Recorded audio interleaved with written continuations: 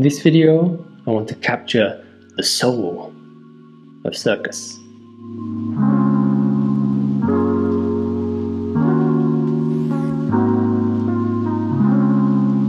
Hey friends, I'm Norby Whitney and welcome back to this channel.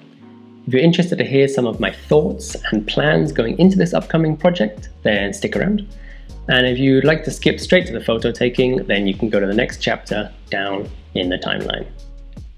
So, this all began when I came across the work of Alexey Titarenko, and more precisely, his City of Shadows series, which is a really breathtaking series of photos. I'm going to link it down in the description, and I strongly suggest you go and check it out. It is a number of long exposures of people in the city. And normally, when you take long exposures, people tend to just sort of fade into the background.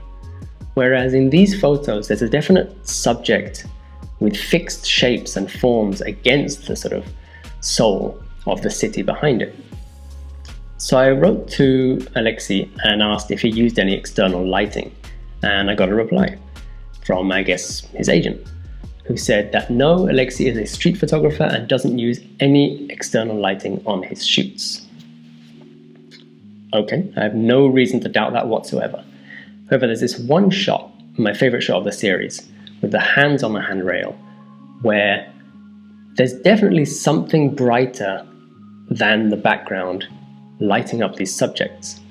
I thought maybe it could be outside a stadium or a large train station with a big billboard or floodlights or something that seems to be lighting the subject, which wouldn't be external lighting because it's on location already. So maybe, I don't know, just a theory.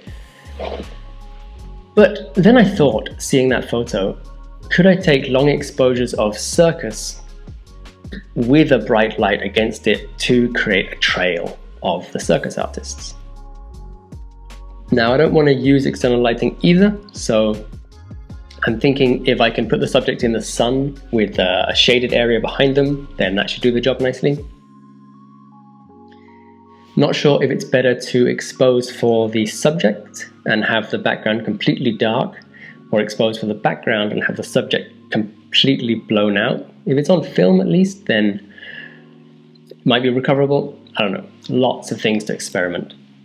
But then, totally unrelated to my thoughts about the project, I came across Lomography's Fantôme ISO 8 film. And I wrote to Lomography and told them about my project and thought, I wanted their ideas and thoughts of how possible it is, if the film would work for that. And they sent me a roll. Here it is. Let's have a look what's in the bag. Oh, wow. Okay, so there's a handwritten note here, which I'm going to have to give a read to later on. There are some really cool 25th anniversary Lomography pin badges right there, and the roll of film. Black and white Fantôme ISO 8 film. So I've got 36 shots on there, 36 chances to do something cool. As for subjects, my fiancée is a contortionist, so I live with a contortionist and hand balancer, so that's going to be easy to find. Other than that, in Berlin, I know a lot of jugglers, so I can definitely find a juggler or two. And I have some dancer friends here as well. So I think that's going to be a good sort of cross-section of artistic movement. Now with circus, normally we shoot quite fast, 250th, 500th of a second. So I'm thinking if I can, like a 10th of a second, or even slower, I'll get a really nice trail, at least on movement like juggling and dance. And then for contortion and handstands, if it's much slower, like a second or more, I might get a sort of a breathing motion, possibly. I don't know, but I've got 36 chances to get something cool. Definitely a lot of bracketing going to be going on, exposing for this, exposing for that, exposing for the other. And I mean, we'll see what happens. It's an experiment. So anything that comes out is going to be a bonus. And you are going to find out the results right now.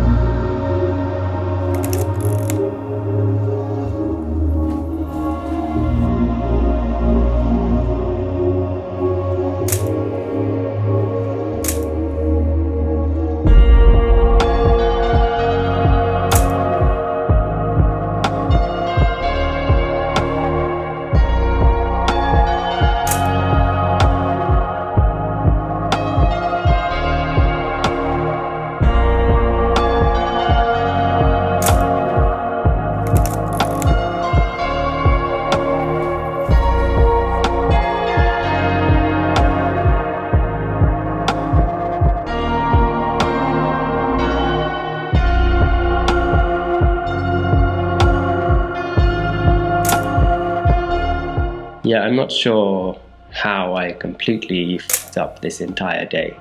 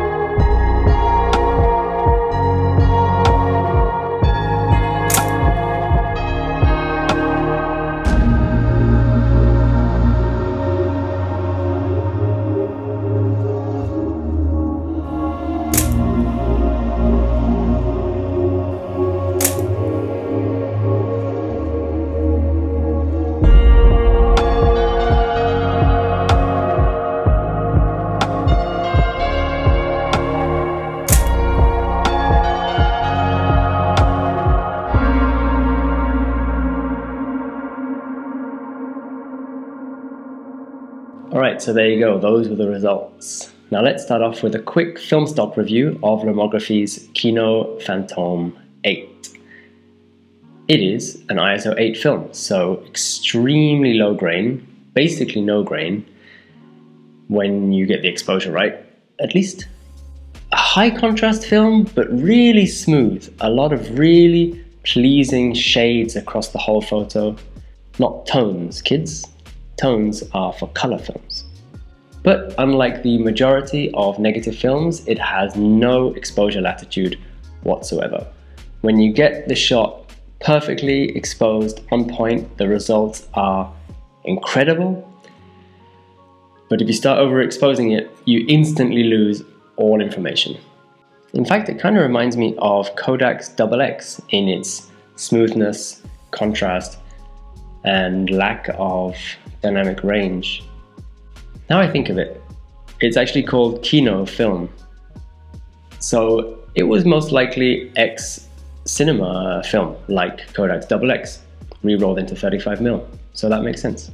So it's basically Kodak XX, but in ISO 8, is the quickest way to review it. Now onto the project itself. It was an experiment. So the most important question is, did I learn anything? And yes, I learned a lot. So the experiment was absolutely a success. Second important question, would I do it again? Also, very much yes. I think I learned a lot and I know what I did wrong and what I can do better, and I really want to try a very similar project again in the future with all my new knowledge. Number 3, what did I think of the photos? Well, I'm not going to tell you. I'm interested to hear your comments on the photos, so sound off down below in the comments. What do you think? I'd rather not give my opinions because I think this is quite an interesting piece and I'd rather let the audience have their own thoughts on the matter. So with that, I think I'll say goodbye for this video. Interested to see your comments, let me know down below. And if you really like this video, give it a thumbs up, maybe give it a share. And if you want to subscribe to this channel, there'll be a lot more of this similar content coming up. See you in the next one.